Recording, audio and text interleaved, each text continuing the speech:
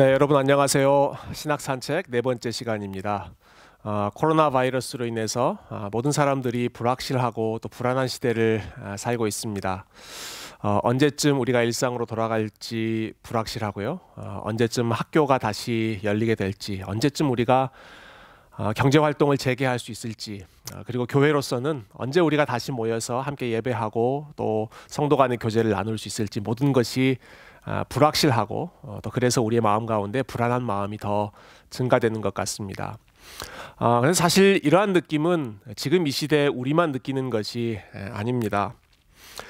해 아래 새 것이 없다라는 전도서 말씀이 있죠. 인간은 유한한 존재이기 때문에 누구나 다 미래에 대해서 그리고 현재에 대해서 불안함을 느끼며 사는 것이 인간의 현실입니다. 특히 예상치 못한 일들이 생기면 더더욱 불안감이 커지게 마련이죠. 아마 500여 년 전 중세 후기의 사회야말로 불안감과 불확실성이 가장 컸던 시대 중에 하나가 아닐까 생각합니다.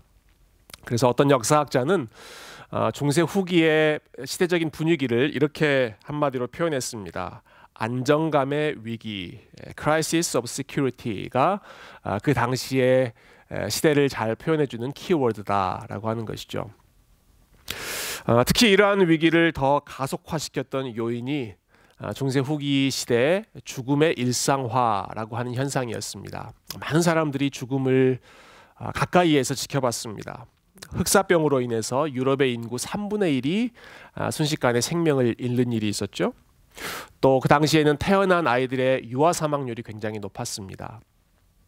그리고 유럽 곳곳에서 계속되었던 전쟁, 영국과 프랑스는 100년간 전쟁을 지속하기도 했죠. 그러한 전쟁으로 인해서 많은 사람들이 생명을 잃는 일이 비일비재했었던 것이죠.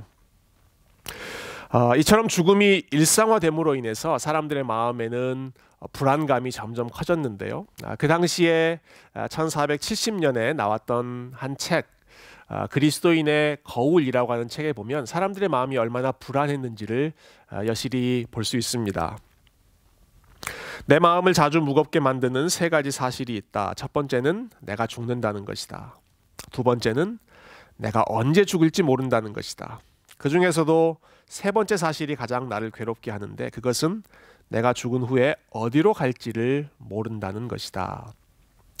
혹시 여러분도 이러한 불안감을 가지고 계십니까? 내가 언제 죽을지, 그리고 내가 죽은 후에 어디로 갈지를 혹시 모르는 그런 불확실성 가운데 계시다면 오늘 이 강의를 끝까지 주의 깊게 들어보시면 좋겠습니다. 자, 이렇게 사람들이 죽음에 대해서 그리고 자신의 궁극적인 운명에 대해서 자신이 구원받을 수 있을지 없을지의 그 여부에 대해서 많이들 불안해하며 살았는데요. 그러한 사람들에게 교회가 가르쳐줬던 가르침은 강조했던 것은 이것이었습니다. 당신이 할 수 있는 것을 최선을 다해서 행하라. 그리하면 하나님께서 당신에게 은혜를 베풀어 주실 것이다. 당신이 열심을 다해서 경건한 삶에 힘쓰면 하나님께서 은혜를 베풀어 주실 것이다 라는 가르침이죠. 그래서 기도도 열심히 하고 착한 일도 열심히 하고 고해성사도 열심히 하고 고해성사의 결과로 교회에서 하라는 대로 또 사제들이 하라는 대로 열심히 순종하면 하나님께서 당신에게 은혜를 베풀어 주실 것이다. 우리식으로 표현해 본다면 지성이면 감천이다. 우리가 열심히 정성을 다해서 노력하면 하늘도 감동하실 것이다 라고 하는 것이 그 당시에 중세교회가 사람들에게, 특별히 불안감 가운데 떨고 있는 사람들에게 주었던 가르침입니다. 여러분, 이러한 가르침은 나쁜 것이 아닙니다. 우리가 경건한 일에 힘을 쓰고 최선을 다해서 하나님 기뻐하시는 삶을 위해서 헌신하는 것 너무나 귀한 일이죠. 그러나 무엇이 문제일까요? 그것은 우리의 최선을 다하는 노력이 그것이 하나의 공로가 되어서 하나님으로부터 은혜를 이끌어낼 수 있다. 마치 우리의 선행과 우리의 거룩함이 하나님의 은혜를 이끌어낼 수 있는 조건, 컨디션이 되어버리는 이것이 잘못된 부분이고요. 또 한 가지 현실적으로 잘못된 부분이 있다면 그것은 내가 최선을 다해서 노력하긴 하는데 내가 얼만큼 노력을 해야 그게 정말로 최선의 노력인지, 내가 진짜 최선을 다했는지를 확신할 수 있는 사람이 거의 없다라고 하는 사실입니다. 혹시 기억하시나요? 예전에 한국에서 인기 있었던 드라마 중에 시크릿 가든이라고 하는 드라마가 있었습니다. 그 중에 남자 배우인 현빈 씨가 했던 대사가 아주 유행했던 기억이 있습니다. 백화점 사장이었죠. 이 현빈이 부하 직원에게 일을 시키고 나서 그들이 보고할 때 딱 한 가지를 물어봤습니다. 이게 최선입니까? 그리고 또 한 가지 더 물어보죠. 확실해요? 이게 최선입니까? 확실해요? 그러면 아마 그 부하 직원들이 열심히 일했음에도 불구하고 그 질문 앞에서는 다시 해오겠습니다, 이렇게 말하고 돌아갔던 경우가 참 많이 있었던 것을 기억합니다. 최선을 다해서 일하고 최선을 다해서 준비했음에도 불구하고 이게 최선입니까? 라고 물어보면 그 질문 앞에 내가 더 잘할 수 있었는데 다시 한번 주저하게 되는 것이 인간의 마음인 것이죠. 여러분, 하나님께서 우리에게 이게 최선이니? 라고 물어본다면 우리가 열심히 경건한 일에도 힘쓰고 열심히 예배도 드리고 열심히 선한 일에도 힘썼지만 이게 최선입니까? 라고 하는 그 질문 앞에 선다면 그 앞에서 내가 최선을 다했습니다 라고 자신 있게 대답할 수 있는 사람은 거의 없을 것입니다. 이 문제를 심각하게 느꼈던 사람이 종교개혁가 마르틴 루터였습니다. 오늘 루터에 대해서 또 한 번 여러분들과 나누게 되는데요. 루터는 본인이 교회에서 가르침 받은 대로 배운 대로 경건히 살려고 최선을 다했습니다. 하루에 6번씩 그는 규칙적으로 기도했다고 말합니다. 조금이라도 잘못한 일을 범했을 때에는 자기의 죄를 고백하는 그 고해 신부에게 찾아가서 몇 시간이고 자신의 죄를 뉘우치고 회개했다고 합니다.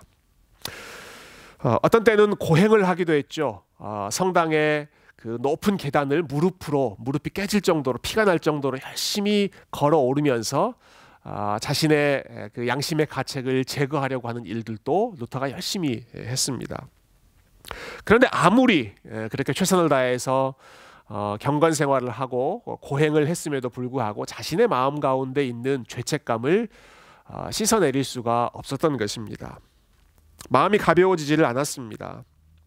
왜냐하면 자기 딴에는 최선을 다해서 노력했다고 하지만 이것이 정말로 하나님께서 만족하실 만큼의 최선인가? 내가 정말로 충분히 거룩한 삶을 살았는가? 하나님의 의로우심을 만족할 만큼 내가 열심을 다했는가? 그 질문 앞에서는 어느 한순간도 루터가 자신 있게 예스라고 대답할 수 없었기 때문이죠. 마르틴 루터는 1546년에 세상을 떠났는데요. 그가 죽기 1년 전 1545년에 자기가 그동안 썼던 모든 책을 라틴어로 출판하는 그 전집을 출판하는 일을 했습니다. 그 전집의 서문에 루터가 자신이 겪었던 그 실존적인 고민, 영적인 불안감을 다음과 같이 회고합니다. 나는 흠잡을 데 없는 수도승으로 살았지만 하나님 앞에서는 극도로 불안한 양심을 가진 죄인이라고 느꼈다. 하나님께서 나의 속죄에 만족하실 것이라고 믿을 수가 없었다. 나는 죄인을 벌하시는 의로우신 하나님을 사랑하지 않았다. 아니, 증오했다. 네, 루터가 의로우신 하나님을 본인은 사랑하지 않았다, 증오했다라고 하는 고백이 참 흥미롭죠. 왜 그렇게 하나님을 미워했을까요? 그것은 하나님이 의로우시다라고 했을 때 그것이 루터의 마음 가운데 엄청난 부담감과 죄책감으로 느껴졌기 때문입니다. 즉 루터가 봤을 때 하나님은 언제나 완벽한 기준을 세워놓으시고 죄인들로 하여금 거기에 도달하라고 재촉하시면서, 그렇지만 그곳에 도달하지 못했을 때에는 엄격하게 심판하시는 그와 같은 하나님으로 루터가 생각했던 것이죠. 일종의 딜레마에 빠져 있다고 볼 수 있습니다. 한편으로는 하나님의 기준, 하나님의 의로우신 기준은 너무나 높고, 그러나 그 기준을 도달하기 위해서 본인 나름으로는 최선을 다해서 노력하지만 본인이 정말로 하나님을 만족할 만큼 최선을 다했는지는 한순간도 확신할 수 없는 이 두 가지 딜레마 사이에서 루터가 고민했던 것이죠. 그런 중에 루터의 마음을 180도로 바꾸는 중요한 변화가 일어나기 시작합니다. 그것은 루터가 로마서 1장 17절 말씀을 읽고 묵상하는 가운데 복음이 무엇인지를 깨닫게 된 사건이었는데요. 로마서 1장 17절 말씀은 이렇게 기록되어 있죠. 복음에는 하나님의 의가 나타나서 믿음으로 믿음에 이르게 하나니 기록된 바 오직 의인은 믿음으로 말미암아 살리라 함과 같으니라. 자, 이 말씀을 루터가 읽고 묵상하면서 그 말씀을 어떻게 깨닫게 되었는지 다시 루터가 1545년 본인의 라틴어 전집 서문에 썼던 그때의 회고하는 장면으로 한번 돌아가 보면 좋겠습니다. 루터가 이렇게 이야기합니다. 그러던 중에 하나님의 자비로 이 구절을, 즉 로마서 1장 17절이죠. 밤낮으로 묵상하였다. 복음에는 하나님의 의가 나타나서 믿음으로 믿음에 이르게 하나니 기록된 바 오직 의인은 믿음으로 말미암아 살리라 함과 같으니라. 거기서 나는 하나님의 의란 의인이 하나님의 선물, 즉 믿음으로 말미암아 살 수 있는 근거가 되는 의라는 사실을 깨닫기 시작했다. 이전까지는 그토록 증오했던 하나님의 의라는 단어를 이제는 무엇보다 달콤한 것으로 사랑하며 찬양하였다. 잠깐 여기에 설명을 덧붙여 보죠. 루터는 하나님의 의로우심이라고 하는 것을 싫어했다, 미워했다라고 고백했습니다. 그러나 로마서 1장 17절을 묵상하면 묵상할수록 본인의 생각이 바뀌면서 이제는 이 하나님의 의로우심을 본인이 사랑하고 찬양하게 되었다 고백합니다. 무엇이 바뀐 것일까요? 그것은 그가 생각했던 righteousness of God, 하나님의 의로우심이라고 하는 개념에 대해서 루터가 180도로 생각을 바꾸게 된 것입니다. 하나님께서 깨닫게 하신 것이죠. 이전에는 하나님이 의로우시다, 하나님의 의라고 하는 것은 하나님께서 정해 놓으시고 내가 도달해야 할, 내가 이루어야 할 아주 높은 기준으로 루터가 생각했습니다. 근데 아무리 노력을 해도 그 절대적인 기준에 미치지 못한다는 사실 때문에 늘 마음이 무거웠던 것이죠. 그런데 이 로마서 1장 17절 말씀을 묵상하고 묵상하는 가운데 또 하나님께서 은혜 주셔서 루터가 이것을 깨닫습니다. 하나님의 의는 내가 이루어야 하는, 만족해야 하는 의로움이 아니라 하나님의 의가 복음 안에 나타났다. 하나님의 의로우심이 복음 안에서 우리에게 나타났고 우리에게 선물로 주어졌다라고 하는 사실을 깨달은 것입니다. 다시 말해서 복음, 즉 예수 그리스도 안에서 하나님의 의로우심이 우리에게 이미 나타났고 따라서 이제는 내가 최선을 다해서 만족시켜야 하는 의로움이 아니라 예수 그리스도께서 그분의 완전하신 삶과 십자가와 부활을 통해서 그 하나님의 의로우심을 완벽하게 이루어내셨기 때문에 그것을 우리에게 선물로 더해 주시는 것이 하나님의 의로움이라고 하는 것을 깨달았던 것이죠. 다시 말해서 내가 해야 할 일은 하나님의 기준을 이루는 것이 아니라 그 기준을 완벽하게 이루셨던 예수 그리스도의 공로, 예수 그리스도의 의로우심을 믿음으로 나의 것으로 삼는 것입니다. 주님께서 내가 할 수 없었던 그 일을 완벽하게 이루셨다. 그것을 나의 것으로 믿음으로 삼는 것이 우리가 하나님 앞에서 의로워질 수 있는, 그리고 우리의 구원을 확신할 수 있는 근거가 된다는 사실을 루터가 깨달은 것이죠. 루터는 이것이 복음의 핵심이라고 보았습니다. 또 다른 책에서 루터는 이 원리를 결혼에 비유해서 아주 감동적으로 그리고 이해하기 쉽게 설명하는데요. 조금 길지만 그 본문을 제가 여러분들께 꼭 들려드리고 싶습니다. 1520년에 쓴 그리스도인의 자유라고 하는 책에 루터가 이렇게 설명합니다. 믿음이 주는 가장 큰 유익은 마치 신부가 그의 신랑과 하나 되는 것처럼 우리의 영혼과 그리스도를 하나 되게 한다는 것입니다. 이러한 결혼의 비밀에 따라 그리스도와 우리는 한 몸이 됩니다. 그리고 만약 이 둘이 한 몸이고 그들 사이에 참된 결혼이 존재한다면 그들이 가진 모든 것은 좋은 것이나 나쁜 것이나 공동으로 소유하게 됩니다. 따라서 그리스도를 믿는 영혼은 그리스도께서 가지신 것을 무엇이나 자기 자신의 것인 양 자랑하고 기뻐할 수 있습니다. 그리스도는 은혜와 생명과 구원으로 충만하십니다. 반면에 우리는 죄와 죽음과 저주로 가득 차 있습니다. 하지만 이제 믿음을 이 둘 사이에 개입시켜 봅시다. 그러면 죄와 죽음과 저주는 그리스도의 것이 될 것이고 은혜와 생명과 구원은 우리의 것이 될 것입니다. 부유하고 거룩한 신랑 그리스도는 이 가난하고 사악한 매춘부와 결혼하시고 그 여자를 모든 악에서 구속하시며 그 여자를 자기의 모든 선한 것으로 아름답게 장식하십니다. 그녀의 죄들은 이제 그 여자를 멸망시킬 수 없습니다. 왜냐하면 그의 모든 죄가 그리스도에게 옮겨졌고 그리스도께서 그것을 삼켜버리셨기 때문입니다. 이 여인은 자신의 남편인 그리스도 안에 있는 의를 갖게 되었고 그의 의로우심을 자신의 것으로 자랑할 수 있게 되었습니다. 여러분, 루터가 성경을 통해서 특별히 로마서 1장 17절 말씀을 통해서 다시 발견한 이 복음의 내용을 어떻게 들으셨습니까? 복음을 우리가 영어로는 good news라고 부릅니다. 뉴스라고 하는 말은 실제 일어난 사건을 기초한 내용이죠. 복음을 가리켜서 우리가 good advice라고 말하지 않습니다. 이렇게 한번 살아보시면 어떻겠습니까? 라고 좋은 제안을 하는 것이 복음이 아닙니다.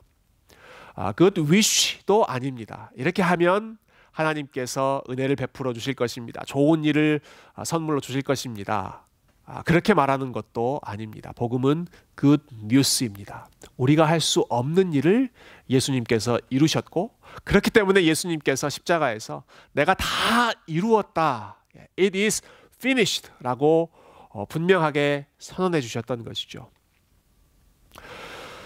우리의 최선의 노력에 달려있지 않고 예수 그리스도의 행하심, 십자가와 부활에 우리의 복음의 구원의 모든 것이 달려있기 때문에 그렇습니다.